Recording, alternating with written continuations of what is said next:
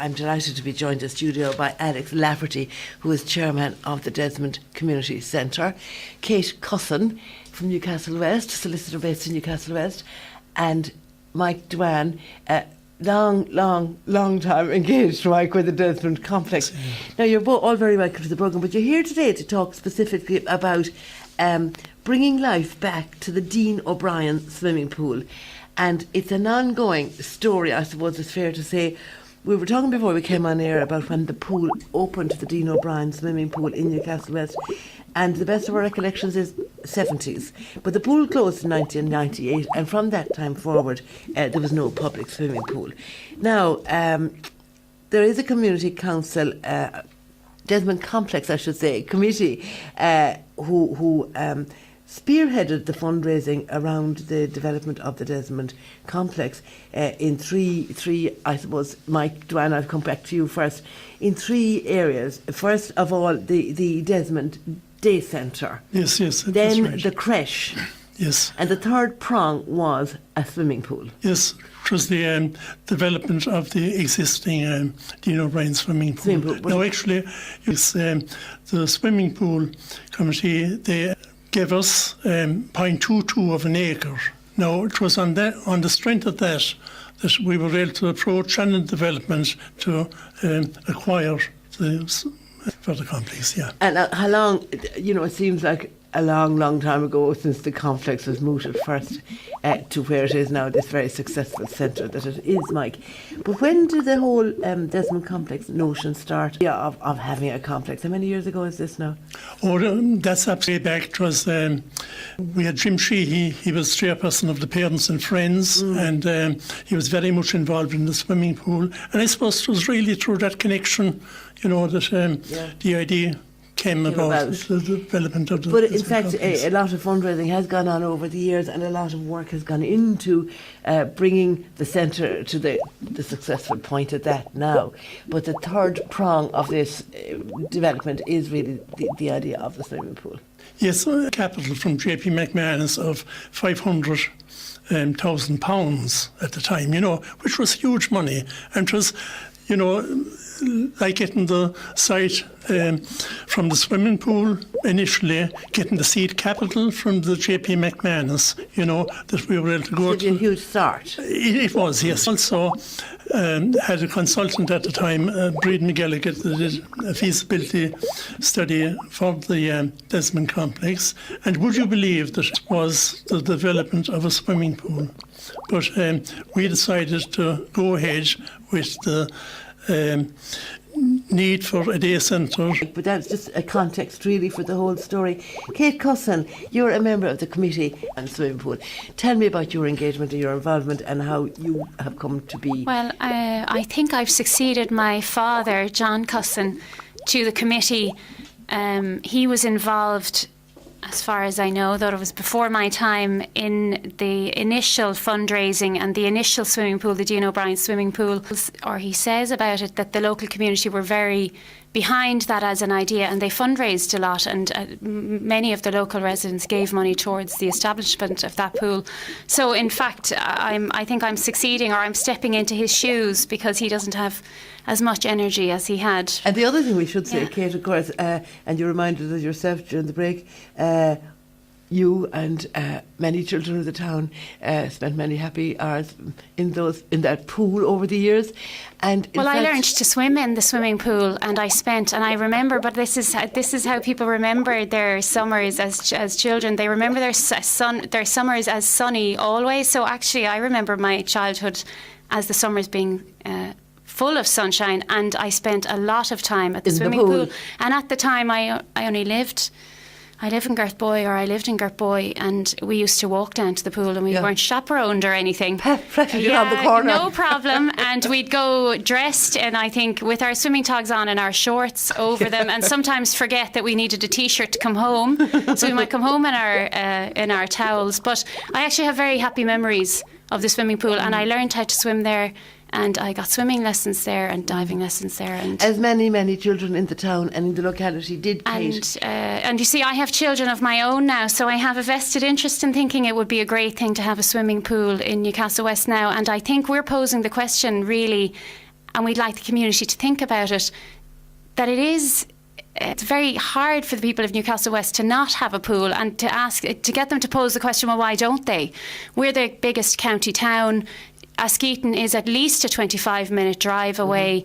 Why is it that there aren't facilities like this available? The other thing, while you have the mic, Kate, the pool closed, the Dean O'Brien pool closed in 1998, I think, and site was filled in. The pool was filled in, so there was no prospect of redevelopment of that particular pool. Is that the case? Well, as far as I know, I think the issue about having a swimming pool with no water in it, or a closed pool, is that it's a danger to the public.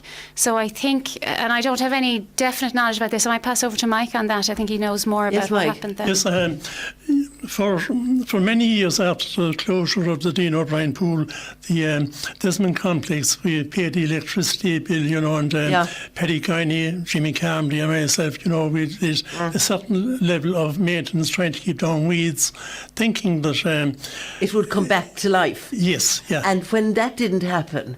When that didn't happen a few years ago, after this bad storm that we had, the wall was unsafe, and it was quite a headache, to try and keep the water, the pool emptied, and the maintenance around that, and the health and safety, which is so important. Yes. So that's when the decision was made to close it up. Yes, but as well as that, there was no great resistance from us to make the pool safe. But we thought it could have more and more apparent to us that with the advances in technology and all that, that a new pool. And you was needed to start again, yes, really. Yeah, Alex Lafferty has been very quiet. You're welcome, Alex, as chair of the Desmond Complex. Now, Alex, first of all, Kate remembers learning to swim as a young girl down there, and now she has children and she'd love to be able to take them down to the pool again to swim. You were probably quite grown up before the pool came, so we can... It was strange you should make that, because the first time I happened to meet Mike Dewan was actually on a wet evening in the pool with only two of us on the adult thing, and that's as an adult I learned to swim in the pool. I was in my early 30s at the time, and that's when I got to know Mick. But my current involvement in relation to the pool came about when I came on the board of the Desmond Complex. One night I was just looking through the figures for the monthly expenditure, and I realised we had no bill for heating, which I found strange, only to discover that the complex and the creche were powered by a heat pump. This got me interested as to how it worked, and I started going. It turned out that the reason we were one of the first buildings in the country to have a heat pump, and it was the foresight of the man that was the project manager at the time on a voluntary basis, the late Timmy Geary. He was he had great foresight, and when the building was being built, he insisted that a heat pump should be put in. As a result of that, I got involved going to a few seminars with Sustainable Energy Ireland. And as a result of that, we visited a few places, a number of swimming pools that had been converted from conventional heating to sustainable energy, and of the Desmond Complex was the provision of a swimming pool. So I'd inherit Mick and a few more of them were trying to resurrect the Dean O'Brien swimming pool, so I got involved. We have had conversations with a number of local politicians, and the main argument that's been put up to us is that providing a swimming pool, it's a big financial outlay to start with, but their main concern that it becomes a regular drain, an annual drain on resources. Now, there is a valid argument for that, but it's invalid as it stands if you look at it from a sustainable energy point of view. Now, can I just stop you there, because I want to ask you about the council engagement in all of this, because, planning is required, all of those things. The other point that Mike Dewan made to me at the beginning of the conversation was that when the fundraising was started for the Desmond Complex, it was a fundraising effort for a 3-phase development of the complex. Number 1, as I said already, the day centre. Number 2, the creche. And number 3, the pool. And this is where we're at now, if you like. That's why we're sitting down here today, we're hoping to head into phase 3. In relation to that, there's an obligation on those who are now running the complex or are responsible for the running of the complex to fulfil the wishes of the founding members of it. And part of that is the provision of a swimming pool. Now, I wasn't conscious as to how big a loss to the town it was until we started looking at them. We visited a number of pools that would be in towns similar size to Newcastle West. And it was only then I became fully conscious of what a loss to the community that the pool is. Because we visited a town similar in size, Ballinasloe, for instance. And I know well, go on. Yeah, yes. That you probably know well. And they have a pool there, and what they do is they take the young people from day one, we'll say from year 1, from 1 year of age, when sometimes they can't walk, right? But by the time they're 11 or 12, they have a capability in swimming. Swimmers, yeah. That they're capable of sitting at that stage a lifeguard's exam. And it's when you see that you realise what our community is missing. Huge development around the pool and around the young people. Because the other thing is, in relation to the pool and young people, we have an awful lot of schools, we have an awful lot of pupils, all of you come in on this, in schools around the locality. It's part of the curriculum now that the schools include swimming in their we have one of our committee members is Sheila O'Regan Kennedy, who's the principal of one of the local schools, and she's very in favour of a public pool or public or community swimming services for her students. And she has outlined repeatedly, and in fact we had a meeting with the County Council on the 21st of May last on the matter of public swimming facilities in Newcastle West, and she presented to the County Council the curriculum requirements that there are. Which is very important. This is a national plan, if you like, curriculum involvement of kids in swimming activities. Well, I guess it's a public health thing as well. We hear a lot about promoting public health and well-being and fitness, and I guess counteracting the problem there seems to be that everybody's eating too much and not taking enough exercise, and we're coming into the Christmas season, so we know all about that.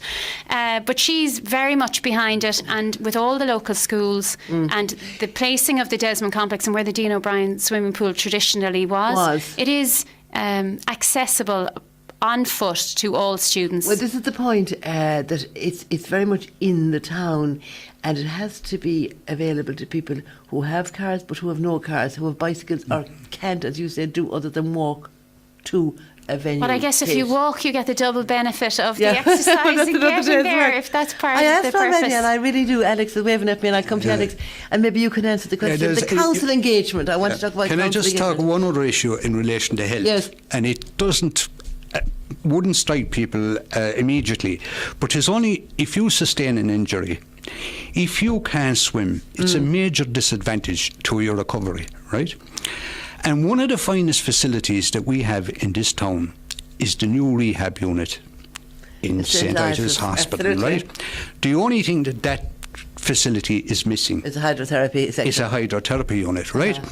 So if a pool was provided in this town, part of it could become part of a hydrotherapy unit for and effectively our committee, and there are quite a number of people on our committee and some new members, but we're agitating for public swimming facilities in Newcastle West, and we're trying to get the local county councillors to support us in that. And what kind of reaction have you got from local county councillors? Well, so far many of them haven't nailed their colours to the mast.